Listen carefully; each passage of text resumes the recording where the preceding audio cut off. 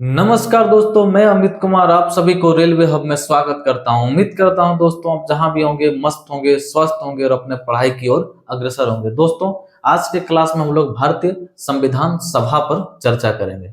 पिछले क्लास में हम लोगों ने जाना था भारत के संविधान के निर्माण को लेकर कैबिनेट मिशन का आगमन 24 मार्च 1946 को होती है, जिसमें कुल 3 सदस्य होते हैं। वो 3 सदस्य कौन कौन थे? तो पहला लॉर्ड पैथिक लॉरेंस जो इसका अध्यक्ष होता है, दूसरा सर स्टेफर्ड क्रिप्स और तीसरा एवी अलेक्जेंडर। संविधान सभा के गठन को लेकर कैबिनेट मिशन के द्वारा कुछ बातें निर्धारित की जाती है। पहली बातें कौन थी? तो पहला, संविधान सभा का गठन अप्रत्यक्ष रूप से प्रांतीय विधान सभाओं के माध्यम से की जाएगी। दूसरी बातें क्या निर्धारित की जाती है? तो दूसरी बातें हो जाएगी संविधान सभा का एक सदस्य 10 लाख की जनसंख्या को प्रतिनिधित्व करेगी। संविधान सभा का एक सदस्य 10 लाख की जनसंख्या को प्रतिनिधित्व करेगी। तीसरी बातें क्या निर्धारित की गई थी? संविधान सभा में कुल सदस्यों की संख्या 389 होगी, जिसमें से 292 सदस्य ब्रिटिश प्रांतों से होंगे, 93 सदस्य देशी रियासतों से होंगे और 4 सदस्य चीफ कमिश्नरी क्षेत्र से होंगे। 4 चीफ कमिश्नरी क्षेत्र कौन कौन सा था? तो पहला दिल्ली, दूसरा अजमेर मेरवाड़ा जो कहाँ है? राजस्थान में, तीसरा कुर्ग जो कहाँ है? कर्नाटक में, और तीसरा आपका चौथा आपका कौन सा हो जाएगा? बलूचिस्तान जो कहाँ है? पाकिस्तान में। तो इन सारी बातों को हमने पिछले क्लास में अध्ययन की थी। आइए बच्चों आगे बढ़ते हैं। और चौथा बातें जो निर्धारित की गई थी कि देशी रियासत के सदस्य जो हैं वो संविधान सभा में मनोनीत होंगे। क्या होंगे?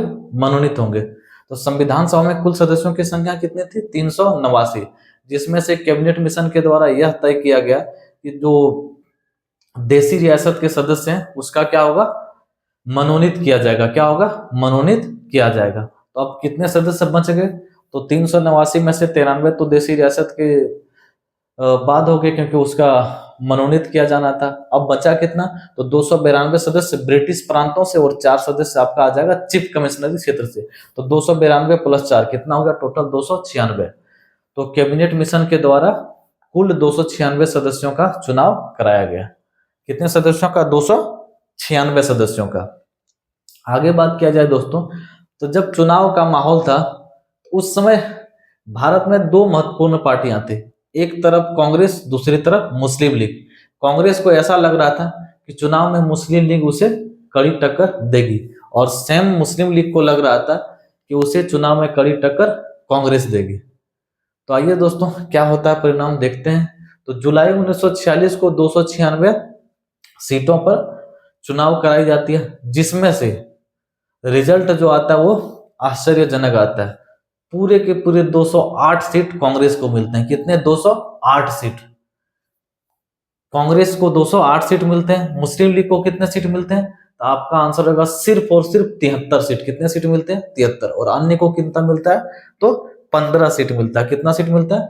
15। तो आपको क्वेश्चन में पूछा जाएगा, बताइए कैबिनेट मिशन के द्वारा संविधान सभा के कुल कितने सीटों पर चुनाव कराई गई थी? तो आपका आंसर हो जाएगा 296 सीटों की। दूसरा क्वेश्चन क्या पूछा जा सकता है कि संविधान सभा के चुनाव में कांग्रेस को कितने सीटें मिली थी? तो आपका आंसर हो जाएगा 208। तीसरा क्वेश्चन पूछा जा सकता है कि बताइए संविधान सभा के चुनाव में मुस्लिम लीग को कितने सदस्य मिले थे? सदस्य मनोनीत ये चुनाव जीते थे? तो आपका आंसर हो जाएगा 73।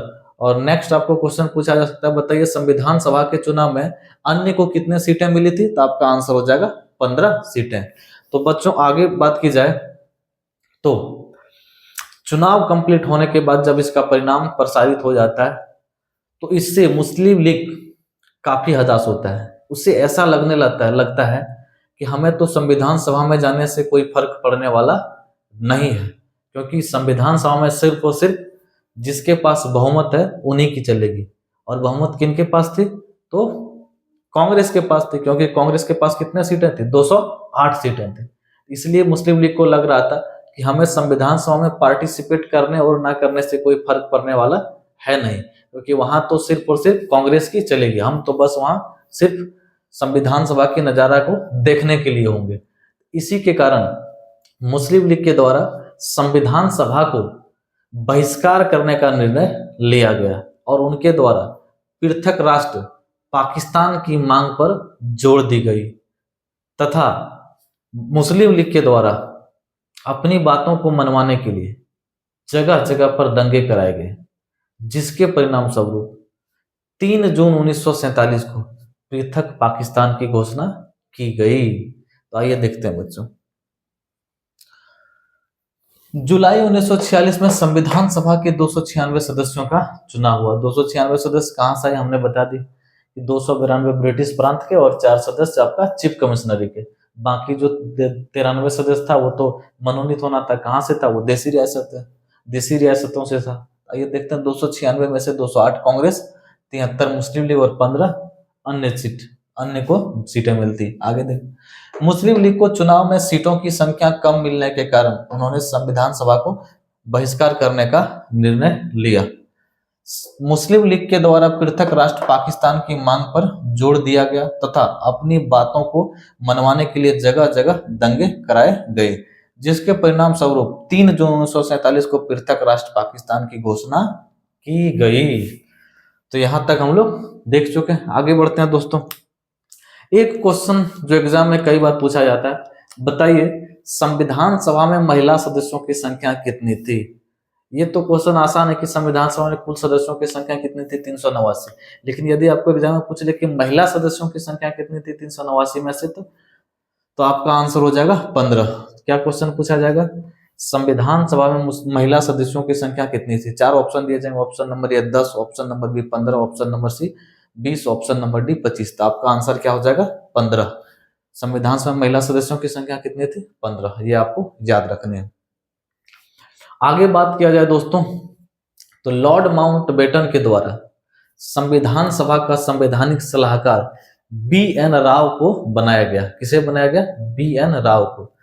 तो बी.एन. राव को क्या बनाया गया? संविधान सभा का संवैधानिक सलाहकार। ये भी क्वेश्चन कई बार पूछा गया है कि बताइए भारतीय संविधान सभा का संवैधानिक सलाहकार किसे बनाया गया था? 4 ऑप्शन दिए जाएंगे। Option number A doctor Rajendra Prasad को, option number B doctor Bhimrao Ambedkar को, option number C Pandit Jawaharlal Nehru को, option number D B N. Rau को। तो यहाँ आपका आंसर क्या हो जाएगा? बी.एन. राव। आइए देखते हैं। संविधान सभा में कुल 15 महिला सदस्य थी। संविधान सभा का संवैधानिक सलाहकार बी.एन. राव को नियुक्त किया गया था। तो यहां तक देख लिए दोस्तों। अब आगे बात किया जाए तो 9 दिसंबर 1946 को संविधान सभा का पहला बैठक की आयोजन की जाती है। तो आपको एग्जाम में पूछा जाएगा, बताइए संविधान सभा का पहला बैठक कब आयोजित किया गया था? 4 ऑप्शन दिए जाएंगे। ऐसे परिस्थिति में आपका आंसर क्या हो जाएगा? तो 9 दिसंबर 1946। संविधान सभा का पहला बैठक कब हुआ था? 9 दिसंबर 1946। इसमें कुल कितने सदस्यों ने भाग ली? तो आपका आंसर हो जाएगा 207। इसमें महिला सदस्यों की संख्या कितनी थी? तो आपका आंसर हो जाएगा 10। तो कौन कौन से बातों को हमने जाना? संविधान सभा का पहला बैठक 9 दिसंबर 1946 को हुआ। इसमें कुल 207 सदस्यों ने भाग लिया, जिसमें महिला सदस्यों की संख्या कितनी थी? तो आपका आंसर हो जाएगा 10। क्या क्या काम हुआ 9 दिसंबर को? कुछ महत्वपूर्ण काम जिस पर हम लोग चर्चा करेंगे। तो 9 दिसंबर 1946 को संविधान सभा के द्वारा अपना अस्थायी अध्यक्ष डॉक्टर सच्चिदानंद सिन्हा को चुना गया तथा फ्रैंक एंथोनी को संविधान सभा का अस्थायी उपाध्यक्ष चुना गया। तो आइए देखते हैं दोस्तों 9 दिसंबर 1946 संविधान सभा का प्रथम बैठक 9 दिसंबर 1946 को हुआ, जिसमें कुल 207 सदस्यों ने भाग ली, जिसमें महिला सदस्यों की संख्या कितनी थी? 10। प्रथम बैठक में डॉक्टर सच्चिदानंद सिन्हा को संविधान सभा का अस्थायी अध्यक्ष तथा फ्रैंक एंथोनी को अस्थायी उपाध्यक्ष बनाया गया। एक क्वेश्चन आपको पूछ लेगा एग्जाम में दोस्तों कि डॉक्टर सच्चिदानंद सिन्हा को संविधान सभा का अस्थायी अध्यक्ष बनाने का प्रस्ताव किसके द्वारा रखी गई थी? तो आपका आंसर हो जाएगा जे.बी. कृपलानी के द्वारा। किसके द्वारा? जे.बी. कृपलानी के द्वारा, जानकी वल्लभ कृपलानी के द्वारा। तो आइए देखते हैं दोस्तों, आचार्य कृपलानी के द्वारा इनके नाम को प्रस्तावित किया गया, इसलिए आचार्य कृपलानी को संविधान सभा का प्रथम वक्ता माना जाता है, क्योंकि आचार्य कृपलानी ने डॉक्टर सच्चिदानंद सिन्हा को, किनको? डॉक्टर सच्चिदानंद सिन्हा को कहा था कि आइए आप ये अस्थायी अध्यक्ष के सीट को ग्रहण कीजिए। तो आपको क्या क्या क्वेश्चन पूछा जा सकता है, बताइए। संविधान सभा का यो अस्थायी अध्यक्ष किसे चुना गया? तो आपका आंसर रहेगा डॉक्टर सच्चिदानंद सिन्हा को। दूसरा क्वेश्चन क्या पूछा जा सकता है, बताइए संविधान सभा का यो अस्थायी उपाध्यक्ष किसे चुना गया? तो आपका आंसर हो जाएगा फ्रैंक एंथोनी को। संविधान सभा का यो अस्थायी अध्यक्ष डॉक्टर सच्चिदानंद सिन्हा का नाम को किसने प्रस्तावित रखा था? तो आपका आंसर हो जाएगा जेबी कृपलानी के द्वारा। इसी के कारण जेबी कृपलानी को संविधान सभा का प्रथम वक्ता माना जाता है। यह भी क्वेश्चन कई बार एग्जाम में पूछा गया कि बताइए संविधान सभा का प्रथम वक्ता किसे माना? वक्ता मतलब संविधान में पहली बार बोलने वाला, संविधान सभा में पहली बार बोलने वाला। तो वो क्या हो जाएगा आपका आंसर? जेबी कृपलानी। तो संविधान सभा का प्रथम वक्ता कौन था? जेबी कृपलानी।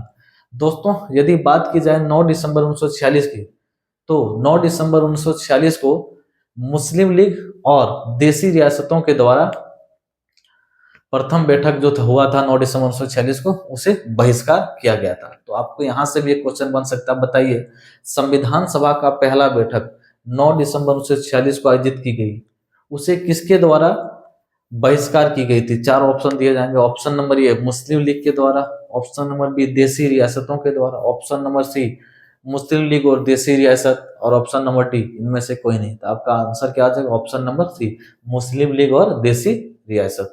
आइए देखते हैं। आचार्य कृपलानी के द्वारा इनके नाम को प्रस्तावित किया गया था, इसलिए आचार्य कृपलानी को संविधान सभा का प्रथम वक्ता माना जाता है। तो संविधान सभा का प्रथम वक्ता कौन था? आचार्य कृपलानी। प्रथम बैठक को मुस्लिम लीग तथा देसी रियासतों के द्वारा बहिष्कार किया गया था। मुस्लिम लीग को बहिष्कार करने का कारण क्या था? तो संविधान सभा में सीटों की संख्या कम मिलना। देसी रियासत तो वो अभी निर्णय नहीं ले पा रहा था कि संविधान सभा में पार्टिसिपेट करना है या नहीं करना है। आइए दोस्तों नेक्स्ट बात किया जाए, तो हमारे एग्जाम की दृष्टि से जो दूसरा सबसे महत्वपूर्ण बैठक है वो है 11 दिसंबर 1946 को।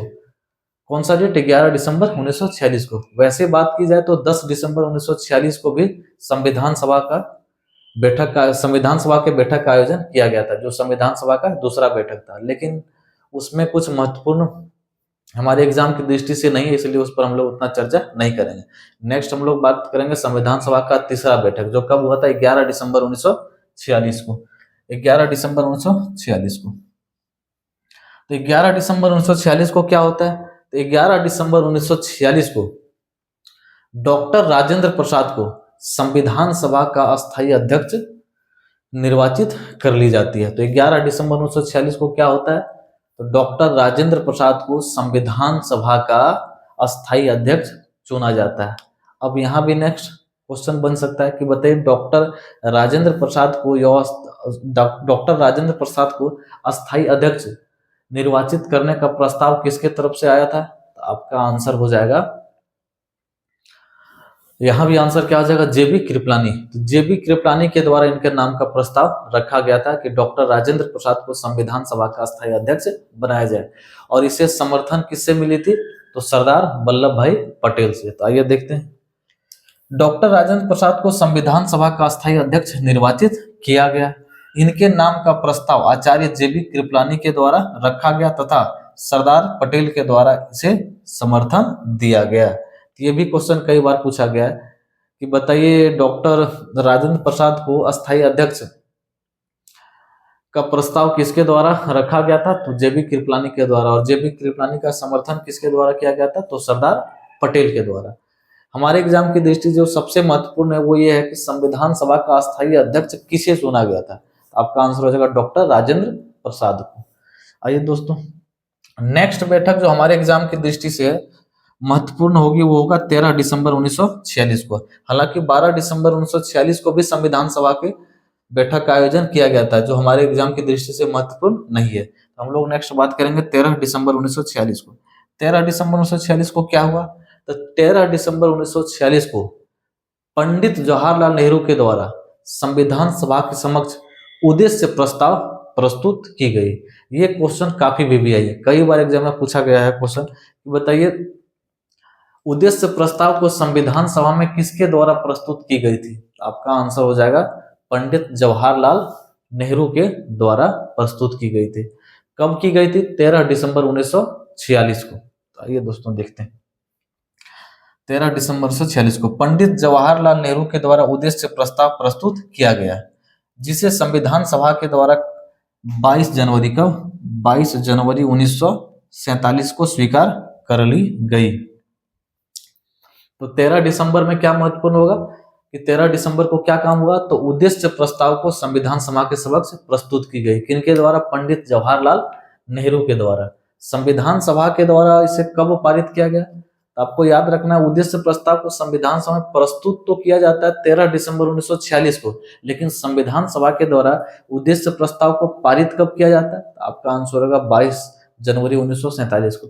इतना समय लगने का कारण क्या था? उसका कारण यह था कि संविधान सभा के सदस्यों द्वारा मुस्लिम लीग को, संविधान सभा के सदस्यों को ऐसा लग रहा था कि हो सकता है कि मुस्लिम लीग आगे आकर संविधान को ज्वाइन करेगा, लेकिन मुस्लिम लीग संविधान को जब ज्वाइन नहीं करता है तो फिर फाइनली संविधान सभा के सदस्यों के द्वारा उद्देश्य प्रस्ताव को पास कर दी जाती है, स्वीकृति प्रदान की जाती है। डॉक्टर बी आर अम्बेडकर और एम आर जयकर, कौन कौन? डॉक्टर बी आर अम्बेडकर और एम आर जयकर, कौन?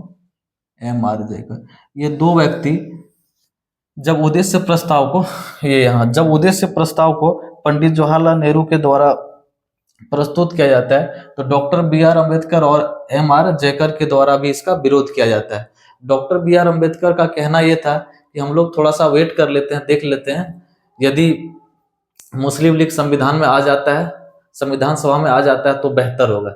यदि उनके आए बिना इसको हम लोग पारित कर देते हैं उद्देश्य प्रस्ताव को, उसे ऐसा लगेगा कि हमारा तो संविधान सभा में सच में कोई महत्व नहीं था, बेहतर कि हम लोग की संविधान सभा में पार्टिसिपेट नहीं किए। इसी के कारण डॉक्टर बी आर अम्बेडकर और एम आर जयकर के द्वारा इसे उस दिन 13 दिसंबर 1946 को स्वीकार नहीं किया गया। उनके द्वारा कहा गया कि थोड़ा सा हम लोग क्या करते हैं, वेट कर लेते हैं, जिसका परिणाम यह था कि 13 दिसंबर 1946 को जो उद्देश्य प्रस्ताव प्रस्तुत किया उसे फाइनली कब संविधान सभा के द्वारा पारित किया गया? तो 22 जनवरी 1947। तो यहाँ से दो क्वेश्चन आपके लिए एग्जाम में महत्वपूर्ण हो गए कि उद्देश्य प्रस्ताव को संविधान सभा में कब प्रस्तुत किया गया था? तो 13 दिसंबर 1946 को। संविधान सभा के द्वारा उद्देश्य प्रस्ताव को कब पारित किया गया? तो आपका आंसर हो जाएगा 22 जनवरी 1947 को।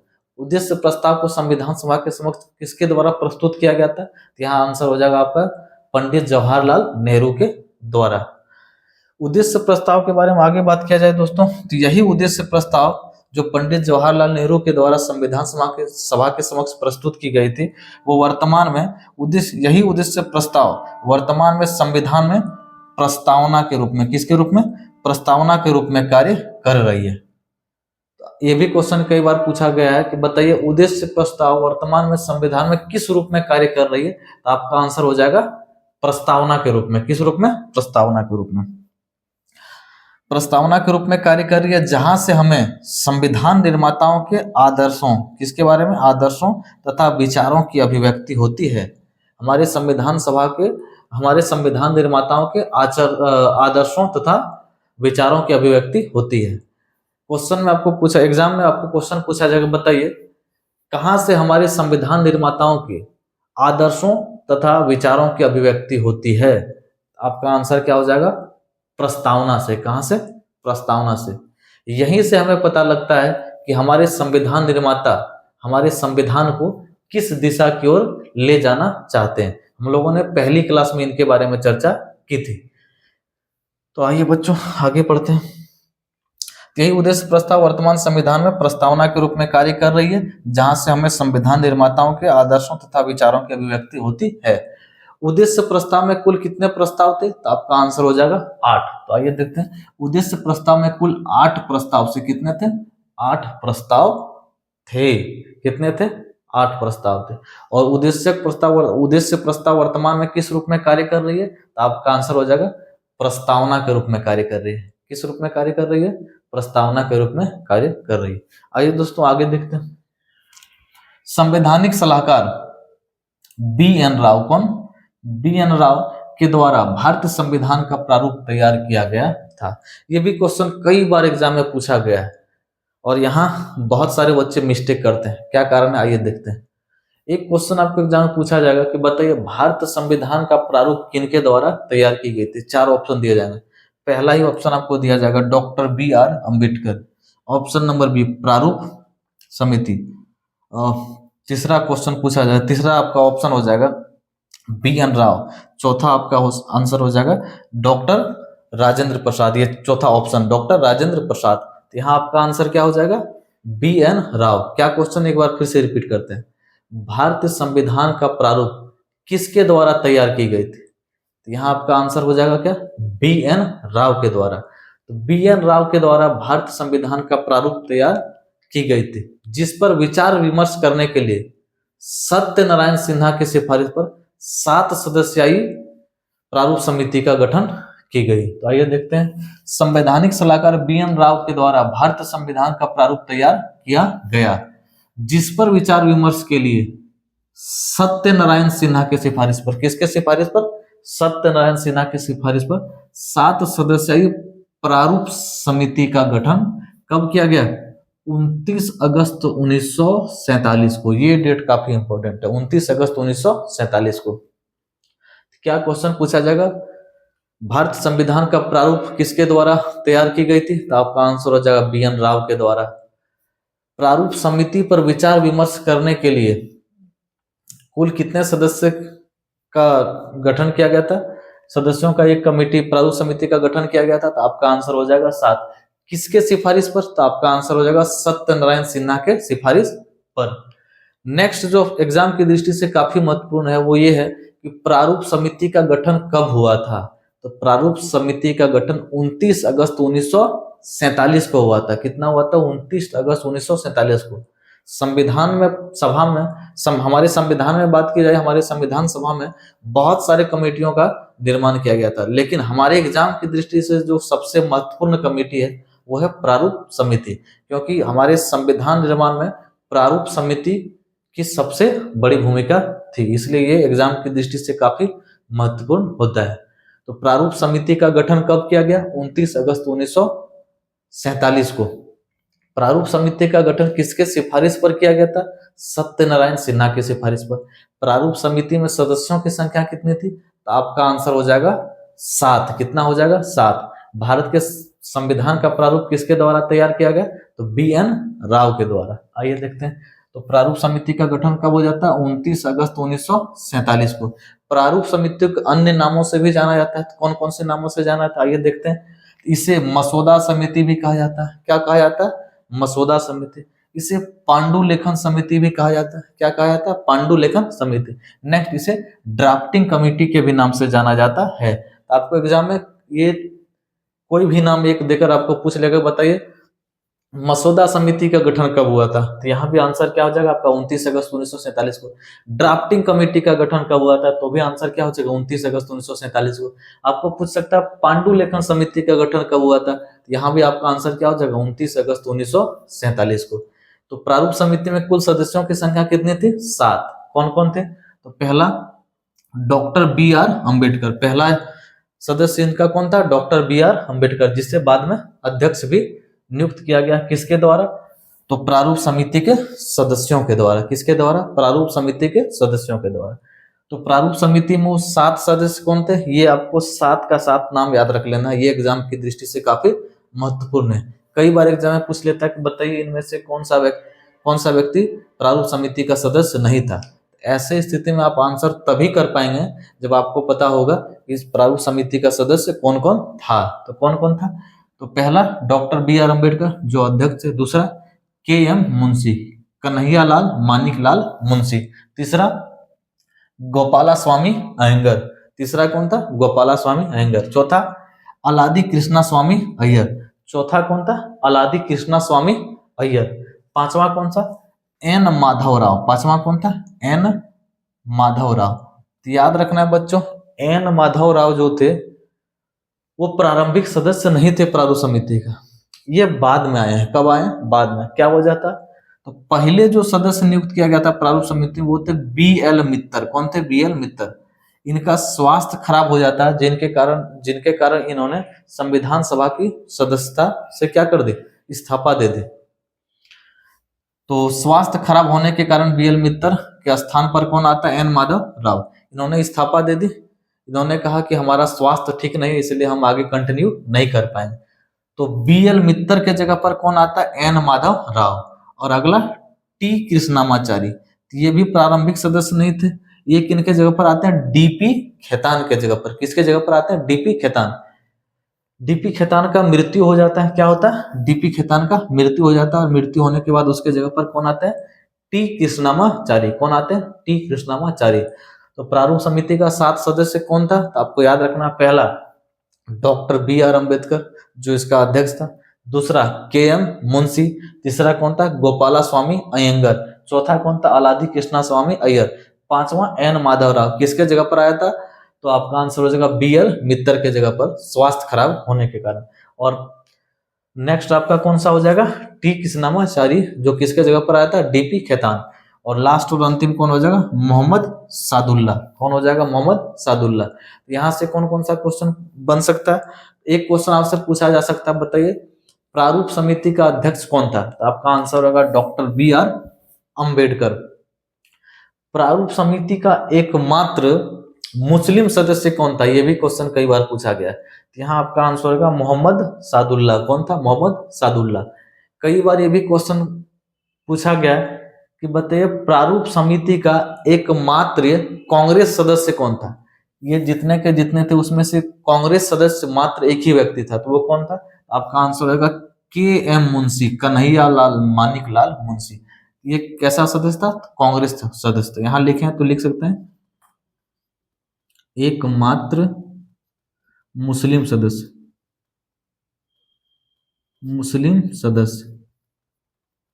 इसके सामने यहाँ क्या लिख सकते हैं? एक मात्र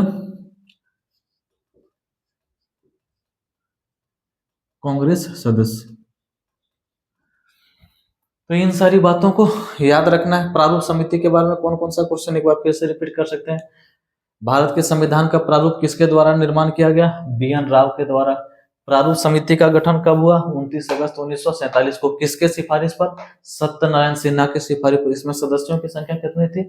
7। इसे अन्य किस किस नामों से जाना जाता है? मसौदा समिति, पांडुलेखन समिति, ड्राफ्टिंग समिति। इसमें सदस्य 7 कौन कौन थे? पहला डॉक्टर BR अम्बेडकर जो इसका अध्यक्ष थे, दूसरा KM मुंशी, तीसरा गोपाला स्वामी अयंगर, चौथा अलादी कृष्णा स्वामी अय्यर, पांचवा N माधव राव जो किसके जगह पर आते हैं? स्वास्थ्य खराब होने के कारण BL मित्तर के स्थान पर। पांचवा हो गया। छठा T कृष्णामाचारी, DP खेतान की मृत्यु के कारण। और सातवां मोहम्मद सादुल्ला। तो ये आपको 7 नाम क्या करना? याद रखना। कौन कौन से? डॉक्टर BR अम्बेडकर, दूसरा KM मुंशी, तीसरा कौन हो गया? गोपाला स्वामी अयंगर, चौथा कौन हो गया? अलादी कृष्णा स्वामी अय्यर, पांचवा N माधव राव किसके स्थान पर? तो BL मित्तर के स्थान पर। छठा T कृष्णामाचारी, DP खेतान के स्थान पर। और सातवां मोहम्मद सादुल्ला।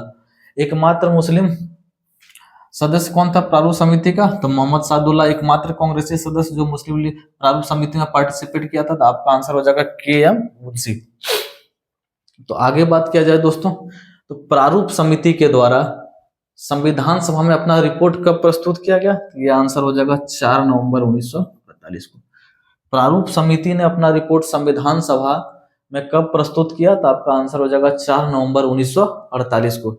एक क्वेश्चन जो एग्जाम में कई बार पूछा जाता है कि बताइए डॉक्टर BR अम्बेडकर को प्रारूप समिति का अध्यक्ष किसके द्वारा निर्वाचित किया गया था, चुना गया था? तो आपका आंसर हो जाएगा डॉक्टर BR अम्बेडकर को संविधान सभा के द्वारा प्रारूप समिति का अध्यक्ष नहीं बनाया गया था। संविधान सभा के द्वारा सिर्फ प्रारूप समिति का गठन किया गया था और उसमें 7 सदस्यों का नाम मेंशन था। उसके द्वारा किसी व्यक्ति को अध्यक्ष नहीं बनाया गया था।